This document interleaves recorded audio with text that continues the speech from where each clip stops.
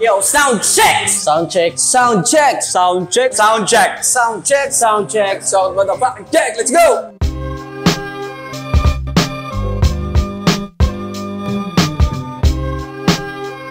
Gubat 12, pinakaunang 2-day event na parehong main event kumbaga. At pangalawang balik namin sa Gubat ngayong taon. Marami nagtatanong or marami nakagulat, sabi nila na bakit daw bumalik agad sa Gubat ngayon. Actually, kung di ako nagkakamali, nagawa na namin yun dati. 2 Cebu o kaya 2 Davao sa isang taon, no?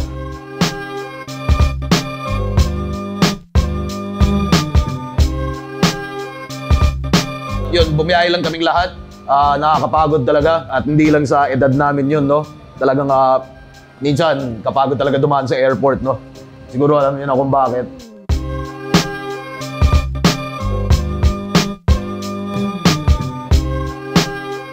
Siyempre, with regards sa biyahe, napapasalamat ako kay Arik dahil first time ko naka-experience no, ng sobrang lupit na VIP dun sa Philippine Airlines. So, bago yung flight, uminom muna ako, tapos may kain, libreng kain. Butangin na, first time na experience ko yun. So, Rick, kahit nagalit ka sa akin, butangin na mo, mahal na mahal kita, salamat. Wala kasing direct na sasakyang barko from Tacloban to Cebu, kaya 2 oras from Tacloban to Ormoc. Sobrang haba ng biyahe namin, 12 hours ata. Sobrang pagod din, tsaka delay kami ng 1 oras. Minsan yun din yung nagiging dahilan para mapagod ka sa buhay.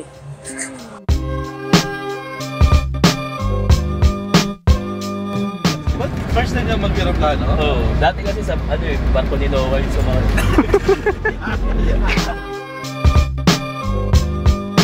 Mula nung pinakaunang event namin ng Visayas Division sa 2014, gusto talaga namin ma-represent ng mabuti talaga yung Visayas kahit gaano ko to kahirap logistically. Dito, syempre, iba't ibang isla talaga. Tapos, kung tuusin, medyo nag-iibang kultura na rin kada ibang isla, kada ibang rehiyon. Pero gusto namin talaga gawing Visayas Division represent, hindi lang siya Cebu represent, kumbaga. Tapos syempre, yun nga, yung iintayin pa namin lahat ng mga ibang MCs galing iba't ibang lugar. Hintayin lang sa onting pahinga. Pero kahapon pa lang nagpa-prep na kami, syempre, mga goodie bag namin para sa mga MCs.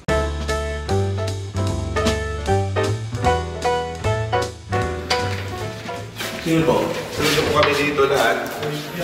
Tulog na po kami dito. Bawal po pumasok. Huwag kayo.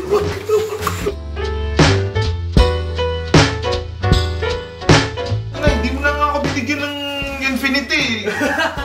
Dahil meron ka na. Meron ako, pero birthday ko ngayon. So dahil pero sabi niya, birthday ni Nicky ngayon. So bigyan na lang natin ng yung, kahit kawawa naman yung taga Mindanao. Bibigyan kita waway.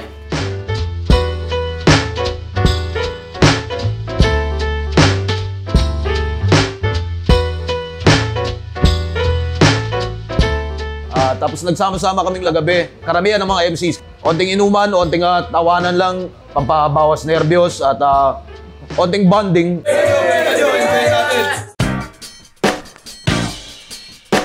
Yun, nag-inom kami dun sa, nakalimutan ko yung bar eh. Nag-iinom kami kasama yung mga, syempre, yung mga dating pinapanood ko lang sa YouTube. Tapos nagkalabasan ng may mga nagpi-freestyle, may nagkikwentuhan about sa mga preparations. Banding lahat ng mga MC, lahat ng Sir Arik, Flip Top Stop. Masiyahan lang, sobrang masaya lang talaga kami. Lasing. Tangina, walang iya ako kagabi, hindi ko alam mga pinaggagawa ko.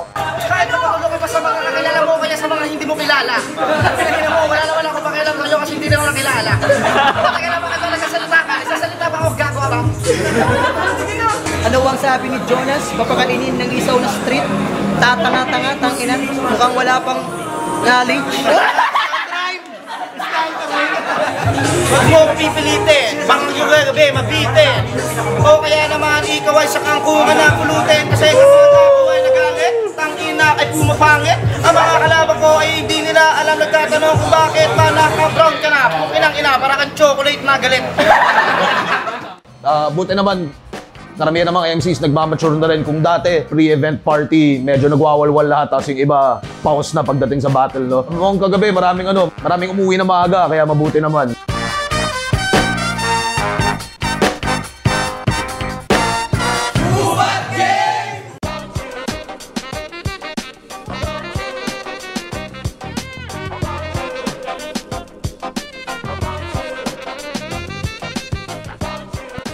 Gubat 12, ito na naman tayo. Pangalawang gubat ngayong taon.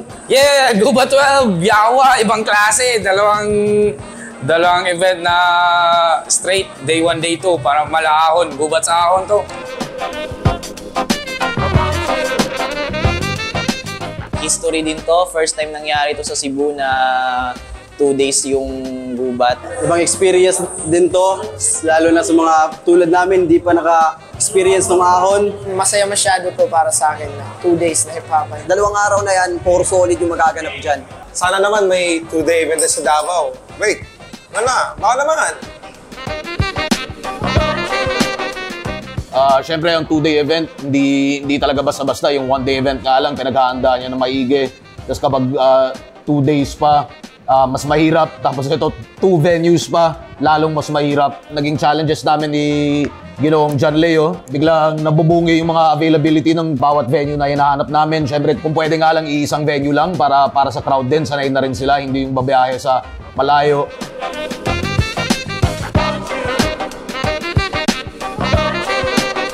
Sobrang excited. Parang hindi totoo. Kanina nga, pagpasok ko parang hindi totoo eh. Parang panaginip lang yung nangyayari lahat. Parang hindi pa rin nagsisink in sa akin na nandito na ako. Hindi ako makapaniwala. Di ko in-expect na makakasali ako ngayong Gubat 12. Laki ng pasasalamat ko at napabilang talaga.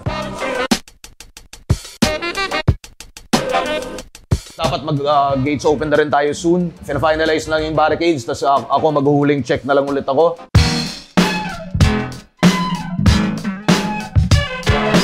Ngayon, pinapapasok na yung mga tao. Tapos mga MCs, may ilang na dumating na. Yung ambience ng flip top talaga, kahit nasa ang venue, nandun eh. Na parang nararamdaman ko na ngayon yung pressure eh. In 10 minutes, baka mag-start na rin yung pinakaunang laban ng gabi sa Gubat 12. Ako bilang battle rap enthusiast pa lang, gusto ko is kung paano ko siya makita, kung gaano ko siya nakikita yung mga matchups at yung potential ng bawat isa. Yun dapat yung makita sana ng lahat ng manonood. Climax Barbarian, ito tingin ko teknikalan tong dalawa. Barbarian medyo mas may aggression, pero pareho silang leaning towards sa seryoso o kaya sa bars. Si Climax, kahit nung unang 1 minute pa lang, maganda na yun na ipakita. Ito, tingnan natin kung mag-bar out sila.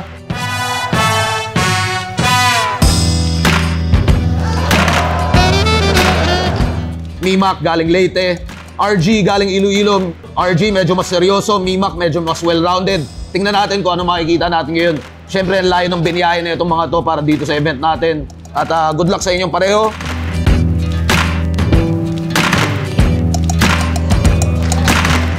Zero MB galing Bohol versus Kenzer galing Leyte. 0 MB, mas bars din, aggression.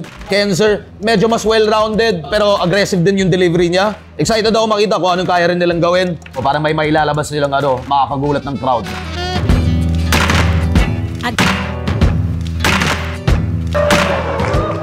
Ding! Sobrang sarap, men. Talagang nakaka-excite. Tapos na rin yung battle ko.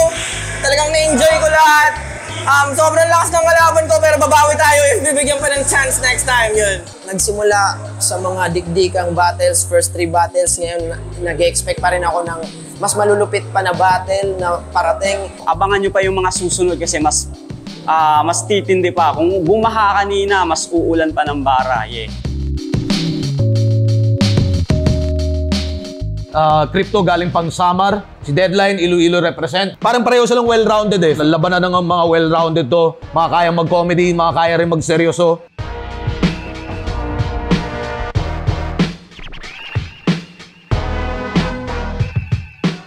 Merge ng Bohol versus MP3 ng Surigao. Mindanao represent, kung tuusin, pero sa mapa, medyo malapit na rin yung Surigao sa Cebu o kaya madali lang para sa kanila bumiyahe dito pa Cebu. Si Merge naman, alam nyo na, isa sa mga standout nung 1 minutes. Parehong manunulat. Tingin ko si MP3, makaya niya mag-onting jokes. Sulatan to. Tingnan natin.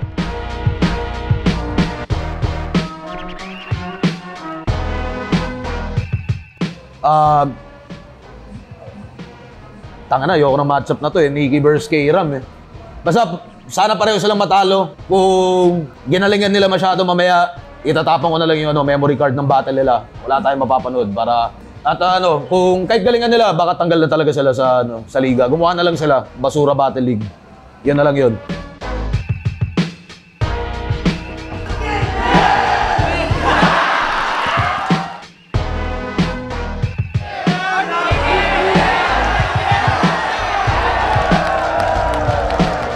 So ngayon, mga konting break tayo ngayon, ano?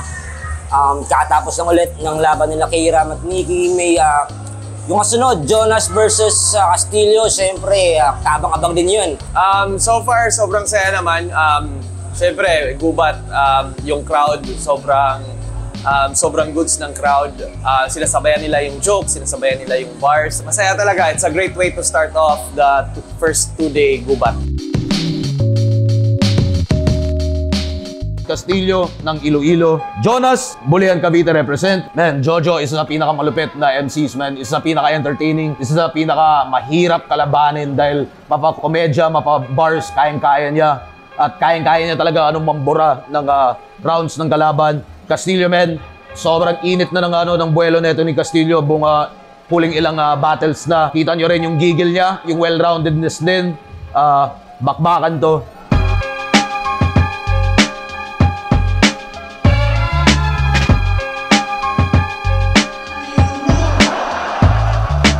Huling laban, Shernan versus Luxuria. Shernan, nakita niya naman kung anong kaya niyang gawin nung nakaraang nung Pakosganay. Lux, unang laban niya mula nung Isabuhay Finals. Tingin ko sa matchup pa lang nila, medyo kakaiba na yung gagawin nila. Tingin ko, alam niyo na rin yun. Tingnan natin.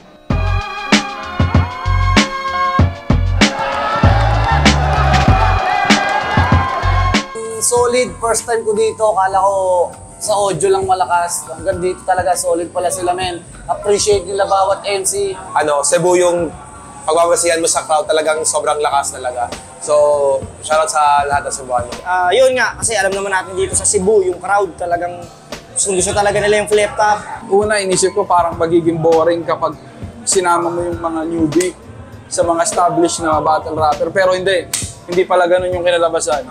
Kumbaga, wala talaga kung bago sila o hindi. At maganda siyang panimula para sa pagbuo sa day 2.